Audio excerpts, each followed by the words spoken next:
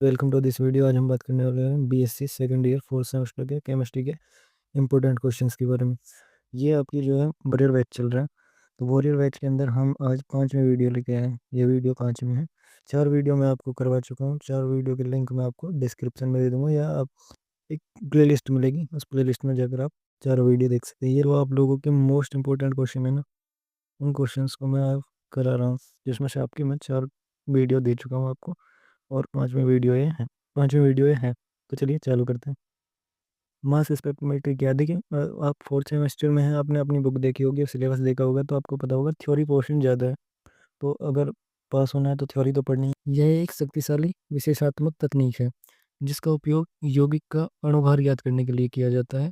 इसका उपयोग अज्ञात यौगिक को पहचान करने के लिए, भिन्न अणुओं की संरचना ज्ञात करने के लिए, विभिन्न अणुओं की संरचना ज्ञात करने के लिए किया जाता है। इस प्रक्रिया में विखंडन के द्वारा अथवा इसके बिना नमूने का वाष्प के रूप में आयनों में रूपांतरण होता है। किसी मिश्रण में उपस्थित पृथक रासायनिक जातियों को पहले आयनित करके विद्युत आवेश दिया जाता है और फिर इनके द्रव्यमान और आवेश के अनुपात के आधार पर अलग अलग किया जाता है। इस प्रकार के जो अध्ययन को क्या कहते हैं, हम अध्ययनों में उपयोग किए जाने वाले उपकरण को कहते हैं स्पेक्ट्रोमीटर। और जो ग्राफ बनकर आता है उसे क्या कहते हैं, उसे कह रहे हैं मास स्पेक्ट्रोग्राफ।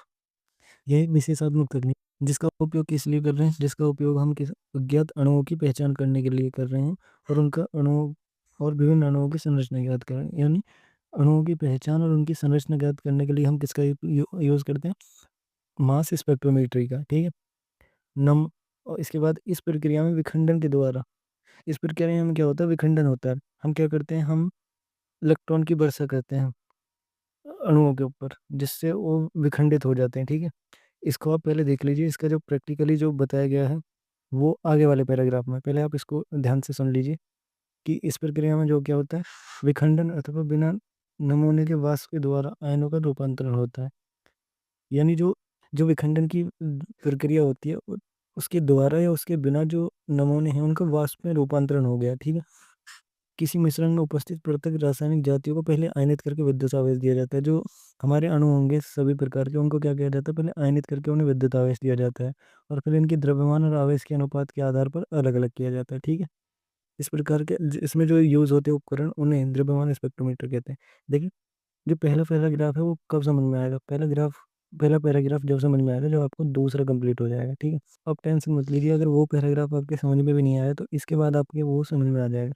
द्रव्यमान स्पेक्ट्रोमेट्री किसी यौगिक के अणुभार ज्ञात करने के लिए सबसे सटीक तकनीक है। ठीक है। इसमें अणुओं पर ऊर्जावान इलेक्ट्रॉनों की बीम जो होती हैं वो डाली जाती हैं। पुंज का मतलब होता है बीम। ये आपको यहाँ पे दिखाई दे रहा होगा, ये वाला, यही है। ठीक है। उस पर क्या करा जा रहा है, किसी अणु पर ऊर्जावान इलेक्ट्रॉनों की क्या की जा रही है, बमबारी की जा रही है। परिणाम स्वरूप क्या हो रहा है, अणु कई भागों में विभाजित हो रहे हैं। ठीक है। जब अणु टूटेगा तो कुछ इसमें धनात्मक आयन होते हैं और कुछ ऋणात्मक आयन होते हैं। प्रत्येक प्रत्येक प्रकार के आयनों का एक विशेष द्रव्यमान अनुपात होता है। इनका क्या होता है, एक विशेष द्रव्यमान आवेश अनुपात। देखिए, जो एम है हमारा वो क्या है, वो हमारा मास को दर्शाता है। जो ई क्या है हमारा, वो आवेश को दर्शाता है। ठीक है। तो इनका अपना ही द्रव्यमान और आवेश है। फिर क्या कह रहा है, अधिकांश अधिकांश आयनों के लिए आवेश जो है वो इकाई होता है। मा, अगर हमारा मास बराबर तो कुछ वैल्यू हो, यानी 1 to 3 हो रहा है, मतलब 1 to 3 कुछ भी वैल्यू हो सकती है, पर हमारा जो आवेश है उसके लिए मान क्या है, सिर्फ एक ही हो। प्रकार जो M/E वाला है, यानी मास और आवेश के अनुपात केवल आयन के आणविक द्रव्यमान होता है। ये आपको पहले इन्होंने बताया, क्या बताया, कि प्रत्येक प्रकार के आयन, जो वो आयन है हमारे, जैसे हमने किसी चीज़ पर बमबारी करी है, बमबारी करने के बाद क्या हुआ, बमबारी करने के बाद वो क्या हुआ है, कोई प्लस में टूट गया, कोई माइनस में टूट गया। ठीक है। फिर उसके बाद क्या हो रहा है, इनका प्लस और माइनस का क्या है, इनका अपना एक द्रव्यमान है जिसको हम M/E कह रहे हैं। ठीक है। M/E कह रहे हैं। और इसमें क्या हो रहा है, जब प्रत्येक का क्या होगा, जो हमारा ई है, ई बराबर 1 होगा। ठीक है। फिर अनुपात क्या होगा, जब इन्होंने बताया कि उसका अनुपात M/E होता है, और ई जो है हम 1 मान लेते हैं इकाई द्रव्यमान, तो क्या होगा, द्रव्यमान ही बचेगा। तो इनका क्या होता है, सिर्फ एक द्रव्यमान होता है इनका एक। ये बात आपको इसमें समझाई गई है। यहाँ पे आपको बताया गया है कि कि अनुपात केवल आयन का आणविक द्रव्यमान होता है। ठीक है, अनुपात क्या हो गया, आणविक द्रव्यमान ही रह गया। इस प्रकार प्राप्त धन आयनों को चुंबकीय या विद्युत क्षेत्र द्वारा त्वरित और विक्षेपित किया जा सकता है। जो हमारे धन आयन हैं उनको त्वरित किया जा सकता है और विक्षेपित किया जा सकता है, किसमें, चुंबकीय क्षेत्र में। आयनों का ये विक्षेपण हालांकि उनके द्रव्यमान, आवेश और वेग पर निर्भर करता है।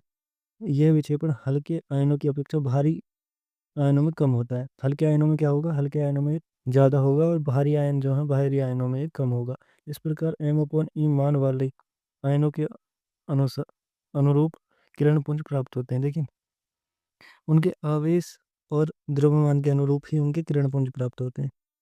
अब भारी आयन क्या होगा, जिसका जो मास है वो ज़्यादा होगा। जिनका जो मास ज़्यादा होगा उनका क्या होगा, विक्षेपण कम होगा। वो भारी होंगे और उनका विक्षेपण कम होगा।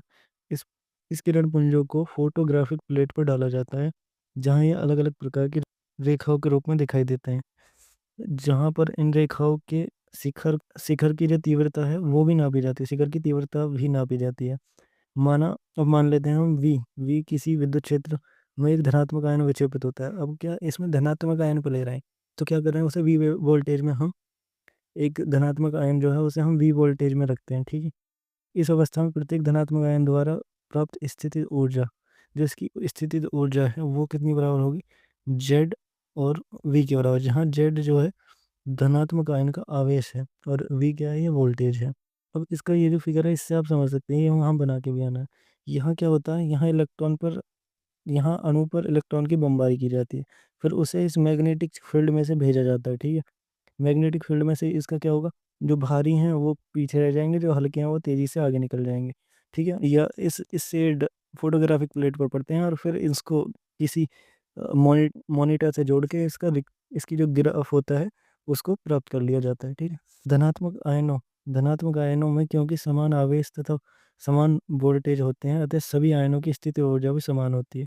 अब जब आयन चुंबकीय क्षेत्र के मध्य से संसूचकांक की ओर विक्षेपित क्षेत्र से गुजरते हैं, तो स्थिति ऊर्जा धीरे धीरे गतिज ऊर्जा में परिवर्तित हो जाती है और अंत में स्थिति ऊर्जा पूर्ण रूप से गतिज ऊर्जा में परिवर्तित हो जाती है। जब ये हमारे इस मैग्नेटिक फील्ड से आगे जाते हैं तो इनकी क्या होगा, स्थिति ऊर्जा है वो गतिज ऊर्जा में परिवर्तित हो रही है।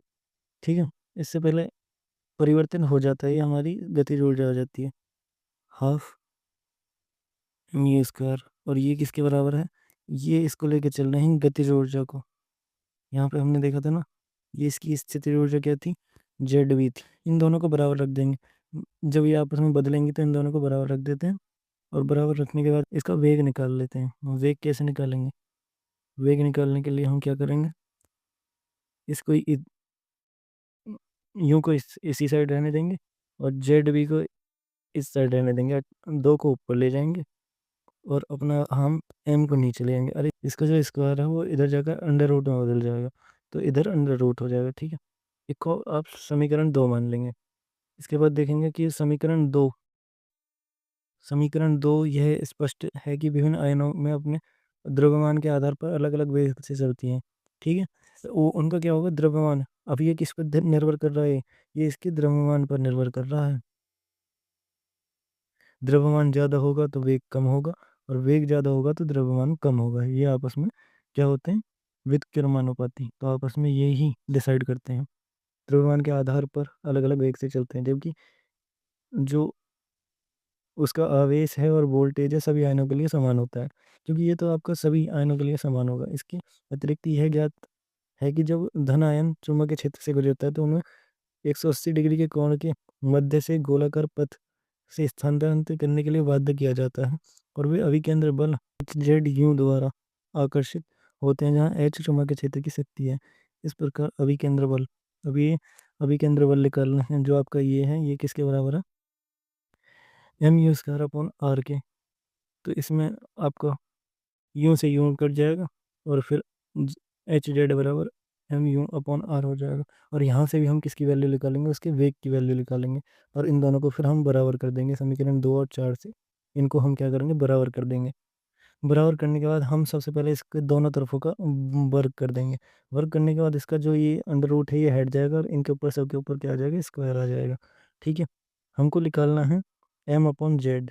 एम अपॉन जेड क्यों निकालना है, हम उसका द्रव्यमान निकालना है और उसका आवेश निकालना था। तो आवेश को हमने क्या माना था, जेड। आवेश को हमने जेड मान लिया था, जब तो हम उसकी स्थितिज ऊर्जा को एच बी कर रहे थे। ठीक है, आपको पिछली सारी बात याद होनी चाहिए, ऐसे डेरिवेशन करने में आपको सब चीज़ें याद रहनी चाहिए। अब इसमें हम सबसे पहले क्या करते हैं, एम से एक एम खत्म हो जाएगा, तो कितने एम बचे, फिर बचेगा सिर्फ एक एम। ठीक है, एक एम बचेगा, वो भी इधर साइड वाला। तो एच स्क्वायर और एक जेड से एक जेड खत्म हो जाएगा, तो क्या बचेगा, ठीक देखिए, इधर बचेगा एक एच स्क्वायर और फिर इधर बचेगा जेड और मल्टीप्लाई में आर स्क्वायर बचेगा, और इधर एक एम बचा और ऊपर बचेगा टू जेड वी। ठीक है, टू जेड वी बचेगा। तो इसमें क्या करेंगे, हमें हमें क्या लाना है, Z upon M upon Z लाना है। इधर का जेड हमारा कैंसिल आउट हो गया था। ठीक है, इधर का हमें बस टू बी बच रहा है इधर। और इधर क्या है, एम अपॉन जेड की जगह उल्टा आ रहा है, तो एम अपॉन जेड उल्टा करके लिखेंगे। एम उधर चला गया, जेड नीचे आ गया। ठीक है, वी क्या होगी, वी आ जाएगी नीचे, टू बी आ जाएगी नीचे। टू बी कहाँ आएगी, टू बी आ जाएगी नीचे, और ये सब क्या रहेगा, एच स्क्वायर और आर स्क्वायर ऊपर। तो ये जो है हमारी डेरिवेशन, ये यहाँ पे हमारा डेरिवेशन कंप्लीट हो जाता है। तो आपको क्या याद रखना है कि आपको निकालना क्या है, सबसे पहले आपको याद रखना है कि निकालना क्या है, और निकालने के लिए आपने जो आवेश की वैल्यू है वो क्या मानी है। ठीक है, अगर आपको यहाँ पे कंफ्यूजन है तो मैं आपको अभी दिखा देता हूँ। देखिए, अगर आपको यहाँ पे कंफ्यूजन है तो आप ये वाली लाइन आराम से पढ़ लीजिएगा। ठीक है, इसमें हमने जेड को एक धनात्मक आयन का आवेश माना है। ठीक देंगे पेपर में, आप यहाँ तक लिख देंगे, और वो जो मैंने आपको आगे थ्योरी बताई है वो सारी थ्योरी आप आराम से लिख देंगे, और इस वाले फिगर को आप बनाना ध्यान रखें। मास स्पेक्ट्रोमेट्री में आपको ये वाला फिगर आराम से बना के आना है। ठीक है, इससे ही आपको पता चलेगा एग्जामिनर को कि आपने समझाने की कोशिश किया करिए। ठीक है, और आपकी ये वाली जो थ्योरी है, ऊपर वाली जो थ्योरी है, ये वाला थ्योरी पोर्शन आपको समझ में आ गया होगा। इसके बाद ये वाला थ्योरी पोर्शन, फिर ये फिगर, और आपको यहाँ से, क्योंकि डेरिवेशन कहाँ से चालू हो रहा है, जब हम उसकी स्थिति ऊर्जा गतिज ऊर्जा में बदल जाती है, उसके बाद हम उसका वेग निकाल लेते हैं। ठीक है, वेग के बाद हम क्या करते हैं, हमें पता चलता है वो एक अभिकेंद्र बल से निकालते हैं हम उसे। इसमें क्या होता है, एक सेंट्रीफ्यूगल फोर्स आ जाता है, अभिकेंद्र बल आ जाता है इसमें। ठीक है, इसमें, और अभिकेंद्र बल को फिर आपको याद रखना है, इसमें एच जेड करके दे रखा है, H Z M upon M U square upon R. ये वाला पोर्शन सिर्फ आपको याद रखना है, और फिर वो दोनों आपको इक्वल कर देने हैं। जो आपका पिछले वाला ये वाला आ रहा था, ये आप सॉल्व करके इन दोनों को आपस में बराबर कर देंगे। यहाँ से आपको क्या निकालना है, दोनों को बराबर करने के बाद यहाँ से आपको निकालना है एम अपॉन जेड। ठीक है, बस आपको इतना ही करना है, और ये आपका मास स्पेक्ट्रोमेट्री, ये आपको 15 नंबर में आएगा। ठीक है, 15 नंबर और 7.5 नंबर। पिछली लास्ट ईयर पेपर का मैं आपको एक बार बता देता हूँ। लास्ट ईयर पेपर में मास स्पेक्ट्रोमेट्री 2 बार पूछा गया था, एक 7.5 नंबर में और एक 15 नंबर में। अगर किसी को याद होगा तो उसने वो कर दिया होगा, पास होने लग तो इसी से आ जाता है, 2 क्वेश्चन करने से। तो आपको याद रखना कि मास स्पेक्ट्रोमेट्री 2 बार पूछा गया था, तो अब की बार 7.5 नंबर में, 15 नंबर में पूछा जा सकता है। जो आपके 15 नंबर वाले होते हैं वो काफ़ी हद तक रिपीट होते हैं, तो ये उसी में से एक था। तो उम्मीद है आपको समझ में आ गया होगा, तो इसको आप तैयार कर लीजिएगा। तो चलते हैं, thank you, thanks for watching, tata bye bye.